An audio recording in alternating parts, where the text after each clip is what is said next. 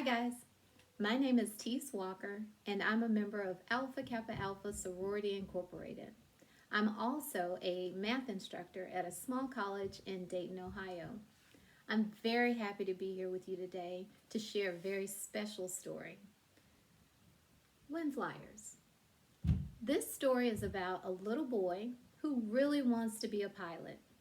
And it also talks about a very special group of black aviators, black military aviators, who were the first black group of military aviators that were part of the U.S. Army Air Corps. The Tuskegee Airmen also fought in World War II. They are a very important part of our history.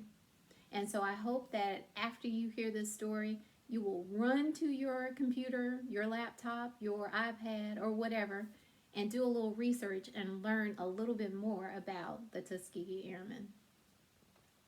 Wind Flyers by Angela Johnson. Great great uncle was a wind flyer, a smooth wind flyer, a Tuskegee wind flyer.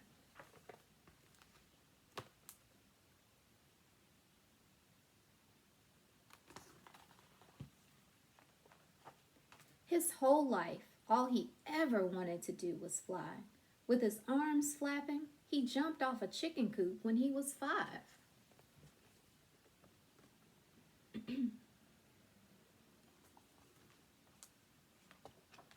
Then jumped off a barn into soft hay when he was 7.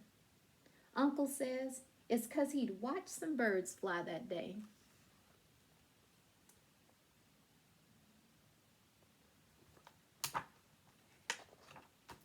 When he was 11, he paid 75 cents to go up with a flying barnstormer.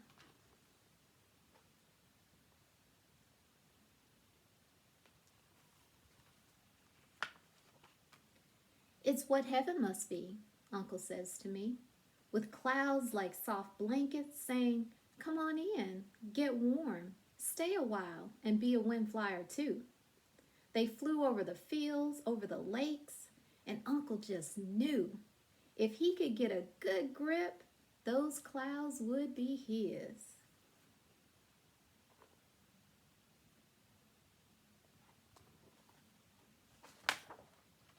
He cried when they landed because he knew what it was like to go into the wind, against the wind, beyond the wind.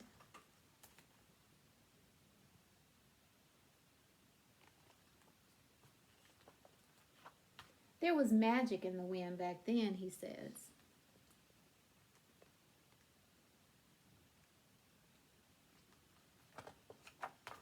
When he was older, Uncle became a Tuskegee Airman with the 332nd. He studied hard and flew in a war.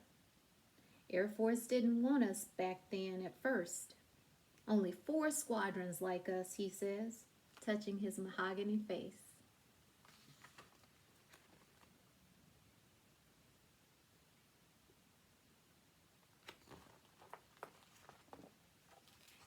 And when his plane left the red Alabama dirt and flew in the air, he hoped he would never come down.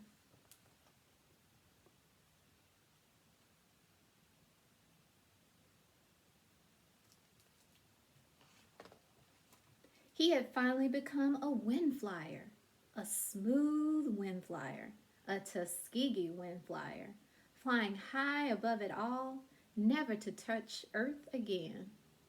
Forever a wind flyer.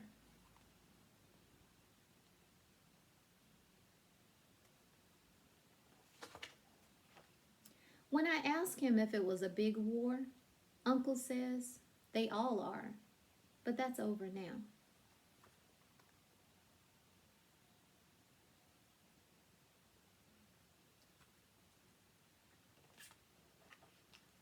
We were something.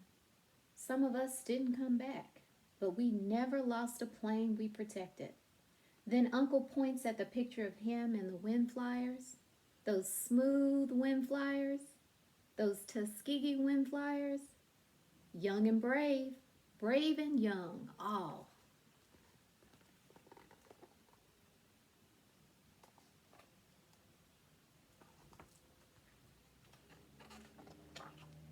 Uncle crop dusted some right after the war. That's the only way he could still fly. The only way he could still catch the clouds and feel the wind.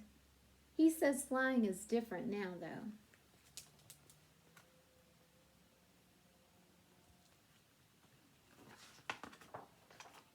Faster planes, more people than ever, but Uncle says the clouds still sound the same.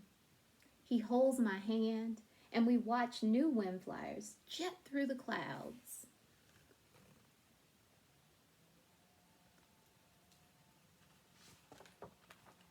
Then once in a while, he takes me up, and we become the smooth wind flyers, Tuskegee wind flyers, flying into the wind, against the wind, beyond the wind, the magical, magical wind.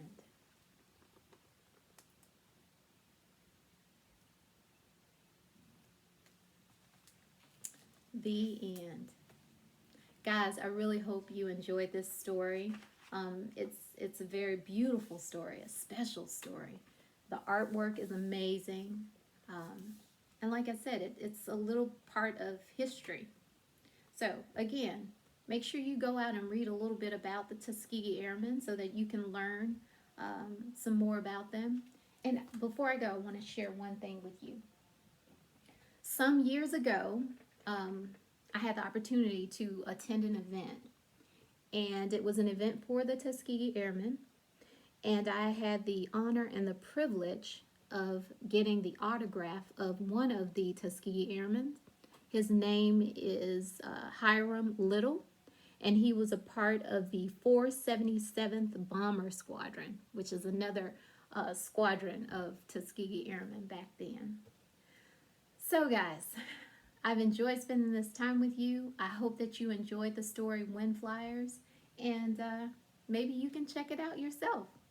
All right, have a great day. Stay safe.